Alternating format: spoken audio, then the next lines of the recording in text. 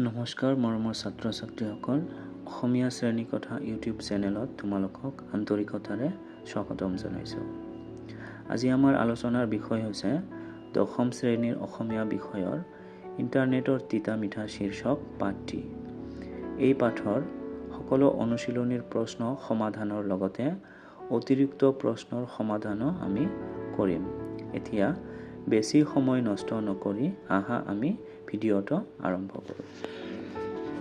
ইণ্টাৰনেটৰ তিতা মিঠাৰ প্ৰথম কুৱেশ্যনটো হৈছে কি কৈছে যে দেউতাকে কুঁৱলীক কিয় কম্পিউটাৰ উপহাৰ দিছিল।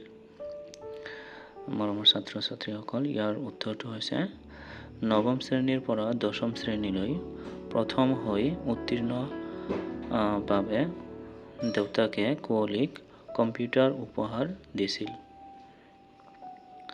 তাৰপিছত ইয়াৰ দ্বিতীয়টো কুৱেশ্যন সুধিছে ইণ্টাৰনেট কি। ইয়াৰ উত্তৰটো হ'ব সাধাৰণ অৰ্থত হাজাৰ হাজাৰ বিভিন্ন প্ৰকাৰ আৰু আকাৰৰ নেটৱৰ্কৰ সমষ্টিয়ে হৈছে ইণ্টাৰনেট। ই হৈছে কম্পিউটাৰ নেটৱৰ্কৰ বিশ্বব্যাপী চলা এক ব্যৱস্থা। তাৰপিছত গ নম্বৰ কুৱেশ্যনটো সুধিছে যে কুঁৱলীয়ে প্ৰথমে কালৈ ইমেইল কৰিছিল। ইয়াৰ উত্তৰটো হৈছে কুঁৱলীয়ে প্ৰথমে মস্কোলৈ থকা তাইৰ বান্ধৱী শ্বেৰনলৈ ইমেইল কৰিছিল। তাৰপিছত ঘ নম্বৰ কুৱেশ্যনত সুধিছে পূজাৰ বন্ধত কুঁৱলীহঁতে কলৈ যোৱাৰ সিদ্ধান্ত লৈছিল। ইয়াৰ উত্তৰটো হৈছে পূজাৰ বন্ধত কুঁৱলীহঁতে দক্ষিণ ভাৰতলৈ ফুৰিবলৈ যোৱাৰ সিদ্ধান্ত লৈছিল। তাৰপিছত ভাইৰাছ কি। কুৱেশ্যনটো হৈছে ভাইৰাছ কি। ইয়াৰ উত্তৰটো হৈছে ভাইৰাছ হৈছে এক ধ্বংসাত্মক অভিপ্ৰায়েৰে প্ৰস্তুত কৰা এক কম্পিউটাৰ প্ৰগ্ৰেম। তাৰপিছত সুধিছে যে www বা ৱেব কি। www বা ৱেব কি। ইয়াৰ উত্তৰটো হৈছে www বা ৱেব হৈছে পৃথিৱী জুৰি সিঁচৰিত হৈ থকা লাখ লাখ কম্পিউটাৰত মজুত থকা পৰস্পৰ সংলগ্ন বিভিন্ন তথ্য পাতিৰ সামূহিক ভাণ্ডাৰ। তাৰপিছত 3 নম্বৰ উত্তৰ সুধিছে আমাক কুঁৱলীয়ে ইমেইলৰ জৰিয়তে বান্ধৱীসকলৰ পৰা কি কি কথা জানিব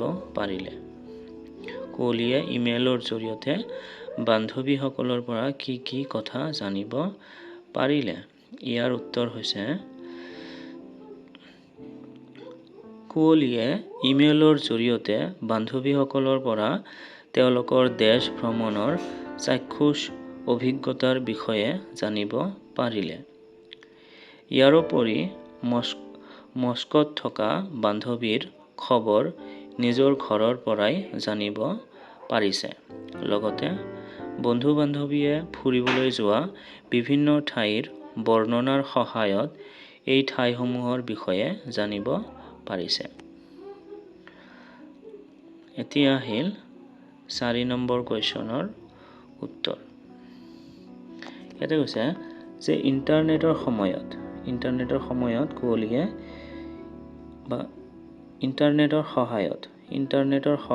কুঁৱলীয়ে কি কি নতুন অভিজ্ঞতা আহৰণ কৰিলে। ইয়াৰ উত্তৰ হৈছে ইণ্টাৰনেটৰ সহায়ত কুঁৱলীয়ে বিভিন্ন নতুন অভিজ্ঞতা আহৰণ কৰে। তাই ইণ্টাৰনেটৰ জৰিয়তে ভিডিঅ' কলিঙৰ সহায়ত কাৰোবাৰ লগত মুখামুখিকৈ থকা যেন অনুভৱ কৰে। ইণ্টাৰনেটৰ বিভিন্ন ৱেবছাইটৰ পৰা কুঁৱলীয়ে বিজ্ঞানৰ বিভিন্ন পৰীক্ষা নিৰীক্ষাৰ বিষয়েও শিকিব পাৰে। ইয়াৰোপৰি নীতি শিক্ষা থকা পুৰণি চিনেমা, গায়ক গায়িকাৰ মন প্ৰাণ পুলকিত কৰা গীতসমূহ শুনাৰ লগতে মনোৰঞ্জনৰ বাবে খেলা-ধূলা আদি কৰি ইণ্টাৰনেটৰ জৰিয়তে নতুন নতুন অভিজ্ঞতা আহৰণ কৰে। তাৰপিছত 5 নম্বৰ কুৱেশ্যনটো হৈছে ভাইৰাছে কম্পিউটাৰ এটাৰ কেনেদৰে বিজুতি ঘটাব পাৰে?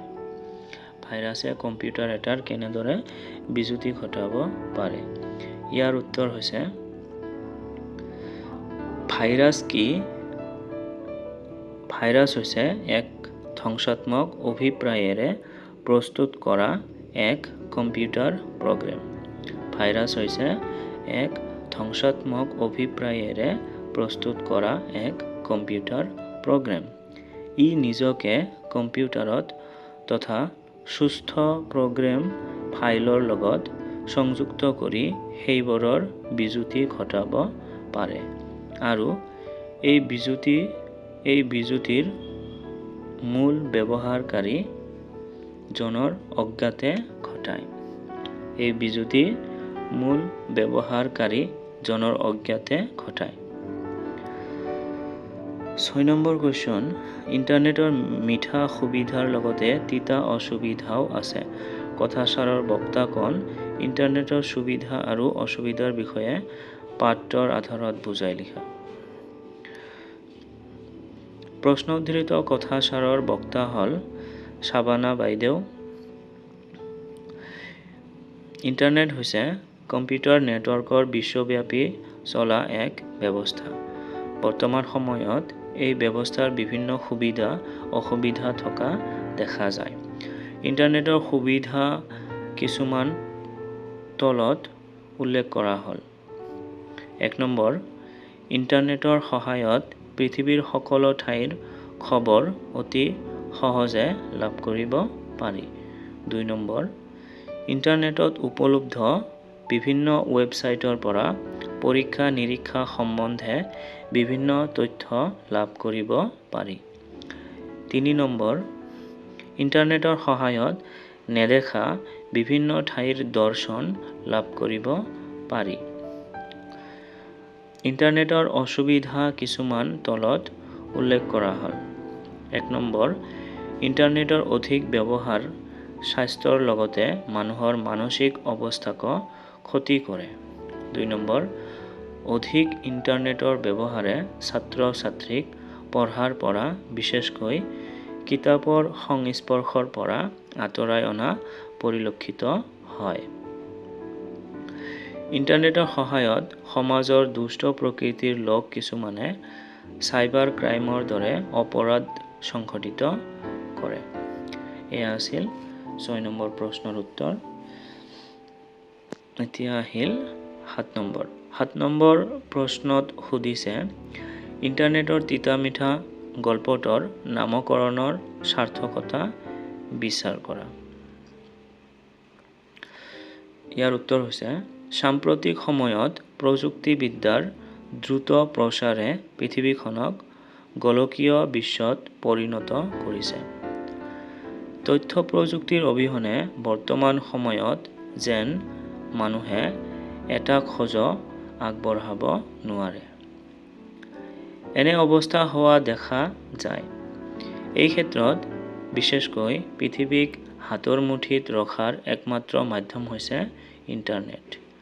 ইণ্টাৰনেটৰ সহায়ত পৃথিৱীৰ সকলো খবৰ তথ্য অতি সহজে লাভ কৰিব পাৰি। কিন্তু ইণ্টাৰনেটৰ অত্যাধিক ব্যৱহাৰে মানুহক বিশেষকৈ আজিৰ নৱপ্ৰজন্মক বিপথে নিয়া পৰিলক্ষিত হয়। তেওঁলোকে ইণ্টাৰনেট অধিক ব্যৱহাৰ কৰাৰ ফলত শাৰীৰিক মানসিক বিভিন্ন অসুখত ভোগে। ইয়াৰোপৰি অত্যাধিক ইণ্টাৰনেটৰ ব্যৱহাৰে তেওঁলোকক পঢ়া-শুনা, শাৰীৰিকভাৱে খেলা-ধূলা আদি কাৰ্যৰ পৰাও আঁতৰাই নিছে। অধিক সময় ইণ্টাৰনেটত দিয়াৰ বাবে পৰিয়ালৰ পৰাও আঁতৰি থাকে, অৰ্থাৎ ইণ্টাৰনেটৰ যিদৰে যথেষ্ট ভাল দিশ আছে, ঠিক সেইদৰে ইয়াৰ নেতিবাচক দিশো আছে। এই সকলো বিষয় ভালদৰে অধ্যয়ন কৰি ক'ব পাৰি যে ইণ্টাৰনেটৰ তিতা মিঠা পাঠৰ নামাকৰণ সাৰ্থক হৈছে। 8 নম্বৰ, ইণ্টাৰনেটৰ অত্যাধিক ব্যৱহাৰে ছাত্ৰ-ছাত্ৰীৰ জীৱনত কেনে প্ৰভাৱ পেলাব পাৰে পাঠৰ আধাৰত বুজাই লিখা। 8 নম্বৰ প্ৰশ্নৰ উত্তৰ হৈছে, বৰ্তমান তথ্য প্ৰযুক্তিৰ বিদ্যাৰ যুগত সকলো ফালে প্ৰযুক্তিবিদ্যাই আগুৰি আছে বুলি ক'ব পাৰি। বৰ্তমান এনে এটা জনপ্ৰিয় প্ৰযুক্তি হৈছে ইণ্টাৰনেট ব্যৱস্থা। কিন্তু ইণ্টাৰনেটৰ অত্যাধিক ব্যৱহাৰে শিক্ষাৰ্থীৰ জীৱনত সুপ্ৰভাৱ পেলোৱা দেখা যায়। সকলো বস্তুৰে সীমা অতিক্ৰম কৰিলে ই ব্যৱহাৰকাৰীৰ বাবে হানিকাৰক হৈ পৰে। অত্যাধিক ইণ্টাৰনেটৰ ব্যৱহাৰে ছাত্ৰ-ছাত্ৰীক অধ্যয়নৰ পৰা আঁতৰাই আনে। ইণ্টাৰনেটৰ আসক্তিয়ে শিক্ষাৰ্থীৰ সুস্থ সামাজিক আচৰণত বাধাৰ সৃষ্টি কৰিছে। ইণ্টাৰনেটৰ অধিক ব্যৱহাৰে শিক্ষাৰ্থীক বাস্তৱ পৃথিৱীৰ পৰা আঁতৰাই এক কৃত্ৰিম পৃথিৱীত নিমজ্জিত কৰি তুলিছে। ইণ্টাৰনেটত উপলব্ধ খেলা-ধূলা আদিত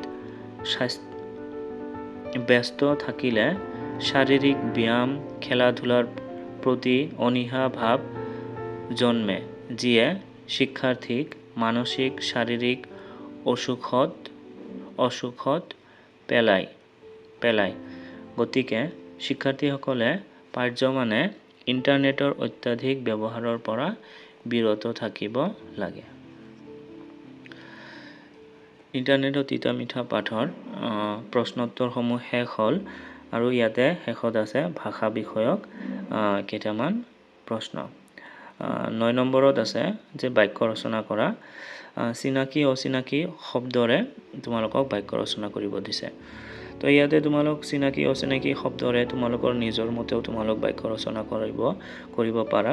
কিন্তু চিনাকি অচিনাকি শব্দ ব্যৱহাৰ কৰি ৰচনা কৰা বাক্যটো হৈছে, মানুহৰ ভাল আচৰণে চিনাকি অচিনাকি সকলো মানুহকে আকৰ্ষণ কৰে। অলিক সপোন, নপঢ়াকে পৰীক্ষাত পাছ কৰিম বুলি ভবা অলিক সপোনৰ বাদে আন একো নহয়। নাকে মুখে, বিদ্যালয়লৈ যাবলৈ সময় কমি অহাত ৰামে নাকে মুখে ভাত মুঠি গুজি লৰ মাৰিছে। পৰীক্ষা নিৰীক্ষা, ইণ্টাৰনেটৰ সহায়ত কুঁৱলীয়ে বিজ্ঞানৰ বিভিন্ন পৰীক্ষা নিৰীক্ষাৰ বিষয়ে শিকে। তাৰপিছত 10 নম্বৰ কুৱেশ্যনত সুধিছে অভিধান চাই অৰ্থ লিখা।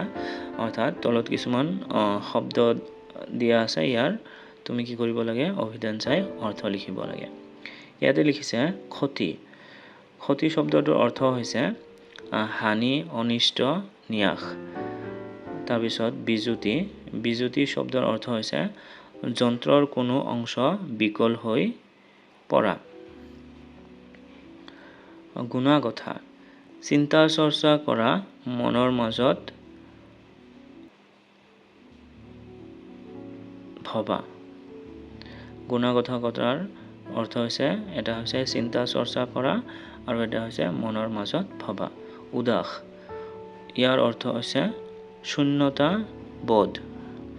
পুঞ্জীভূত, ইয়াৰ অৰ্থ হৈছে গোট খাই থকা। মৰমৰ ছাত্ৰ-ছাত্ৰীসকল, ইয়াতে আমাৰ ইণ্টাৰনেটৰ তিতা মিঠা পাঠৰ যিখিনি অনুশীলনীৰ প্ৰশ্ন আছিল, ইয়াতে আমাৰ সমাপ্ত হ'ল। এতিয়া আমি ইণ্টাৰনেটৰ তিতা মিঠা পাঠৰ গুৰুত্বপূৰ্ণ কিছুমান অতিৰিক্ত কুৱেশ্যন আমি আলোচনা কৰিম। আৰু এই অতিৰিক্ত কুৱেশ্যনৰ পৰাই তোমালোকৰ পৰীক্ষাত প্ৰশ্ন অহা দেখা যায়। গতিকে এই অতিৰিক্ত কুৱেশ্যনবোৰ তোমালোক মনোযোগেৰে শুনিবা আৰু তোমালোকৰ বহীত লিখি ল'বা। পৰীক্ষাত প্ৰায়ে ভাইৰাছ শব্দটোৰ সম্পূৰ্ণ ৰূপৰ কথা সোধে। তো ইয়াতে তোমালোকে লিখি ল'বা ভাইৰাছ শব্দৰ সম্পূৰ্ণ ৰূপ কি? ভাইৰাছ শব্দৰ সম্পূৰ্ণ ৰূপ হৈছে ভাইটেল ইনফৰমেশ্যন ৰিচোৰ্চেছ আণ্ডাৰ চিজ। তাৰপিছত 2 নম্বৰ কুৱেশ্যনটো হৈছে ইণ্টাৰনেটৰ সম্পূৰ্ণ ৰূপ কি? ইণ্টাৰনেটৰ সম্পূৰ্ণ ৰূপ কি? ইয়াৰ উত্তৰটো হৈছে interconnection of networks. Interconnection of networks. তাৰপিছত আৰু এটা গুৰুত্বপূৰ্ণ কুৱেশ্যন হৈছে www ইয়াৰ সম্পূৰ্ণ ৰূপ কি? www ইয়াৰ সম্পূৰ্ণ ৰূপ হৈছে ৱৰ্ল্ড ৱাইড ৱেব। তাৰপিছত আৰু এটা ইম্পৰ্টেণ্ট কুৱেশ্যন হৈছে CERN ৰ সম্পূৰ্ণ নাম কি? CERN ৰ সম্পূৰ্ণ নাম হৈছে European organisation of nuclear research. তাৰপিছত আৰু এটা ইম্পৰ্টেণ্ট কুৱেশ্যন হৈছে কুঁৱলীৰ অন্তৰংগ বান্ধৱীজনীৰ নাম কি আছিল? কুঁৱলীৰ অন্তৰংগ বান্ধৱীজনীৰ নাম আছিল শ্বেৰন। তো মৰমৰ ছাত্ৰ ছাত্ৰীসকল, ইণ্টাৰনেটৰ তিতা মিঠা পাঠৰ যিখিনি কুৱেশ্যন আছিল সেইখিনি কুৱেশ্যন আমাৰ ইয়াতে শেষ হ'ল। তোমালোকক ভিডিঅ'টো চোৱাৰ বাবে ধন্যবাদ জনাইছোঁ। তোমালোকক অন্য এটা ভিডিঅ'ত আকৌ লগ পাম। ধন্যবাদ।